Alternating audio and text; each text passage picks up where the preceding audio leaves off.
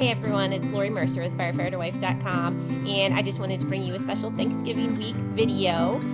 Instead of writing a blog post, I just wanted to give this message personally. This can be a really challenging week for anybody, no matter what walk of life you are in, with the holidays and extended family getting together and just lots of stress and extra busyness getting ready to celebrate. And then in the firewife community, maybe you're doing this alone, maybe you're having to drive away because your firefighter's working and you got the kids, or you're driving alone literally, or maybe actually on Thanksgiving Day you're spending the time alone. So that can be kind of tough. So we get that. So there's 4 things that I thought I would share as to reflect on as you head into this Thanksgiving week.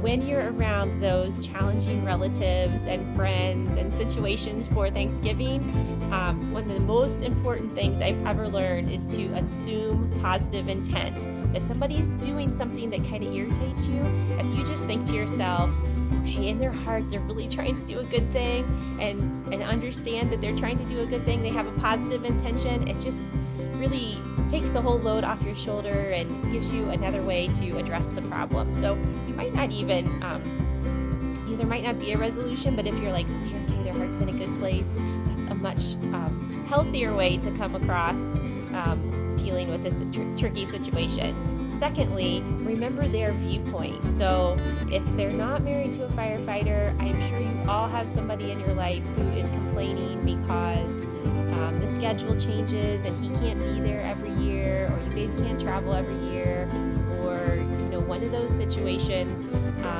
Just try to remember that maybe before you were a firewife, like you just had zero perspective of what that was like. Some people just really, it doesn't click that there are people who still work on Thanksgiving Day so that the world can keep going, so that we can all be safe and healthy and taken care of. And just really, although it's so obvious to us, there are definitely people who have no clue about that. So just remember their view. Try to influence them a little bit gently, right? But you may never be able to do that.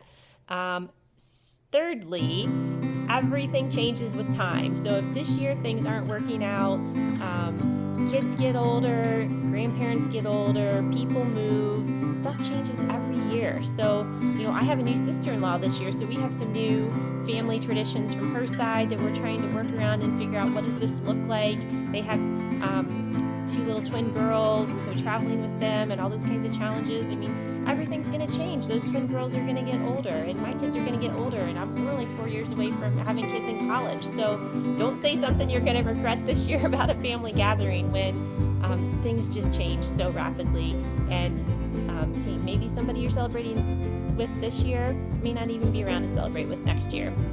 And then lastly, this is exhausting. It's purely exhausting to have to navigate all these relationships and emotions and challenges with the holidays. And so make sure you build in time after to just get yourself filled back up. And that would be by being around people who don't bring you down, people who do fill you up, people who are uplifting in your life, friends or family members that are very comforting. Get some time with your husband.